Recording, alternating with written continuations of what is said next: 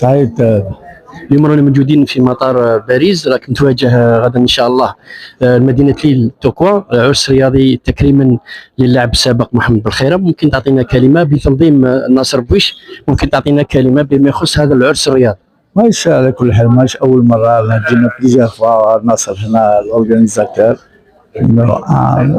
بالخير معروف على مستوى الوطن، تبارك الله. الى بي تي سي مالوزمون انا هنا في توكوا، ان شاء الله نديروا عرس كروي، كل حضور كل اللاعبين الدوليين تبع الجزائر ان شاء الله تكون عرس كروي و تسكون تدير ان شاء الله يكونوا الشعب يكون نمبر شويه ان شاء الله. ان شاء الله. سي ناصر، ممكن كلمه بما يخص هذا العرس الرياضي بتنظيمك بالطبع؟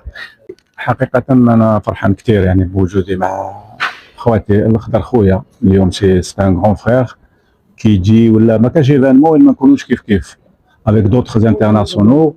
اليوم عندنا لونسيان بريزيدون دو معسكر بالرحال كرون ميسيو دو فوتبول ثاني جديد هذا جديد. سي ان بليزير باش نشوفوهم هكذايا. التنظيم راهو كما ينبغي. العرس ان شاء الله يكون يوم الغد السبت، يكون ان شاء الله مع في تركوا. المشجعين هذو اللي يحبوا الاخضر ويحبوا بويش ويحبوا اصفاوت ولا الصايب ولا يكونوا هنا باش نجوزوا بل فات بل ابخي بل سواغي ان شاء الله معاهم في تركوا ان شاء الله.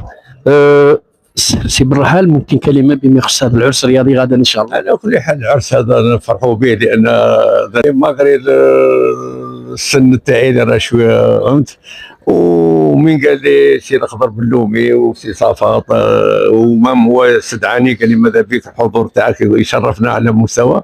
وزدت شفت سي ناصر بويش اللي ذا زمان ما شفتوش من ديك المقابله تاع 84 تاع اللي قاعده في التاريخ اللي غادي معسكر. ونشكره بزاف على الشيء اللي يبان فيه على مستوى هذا جيبيليتو.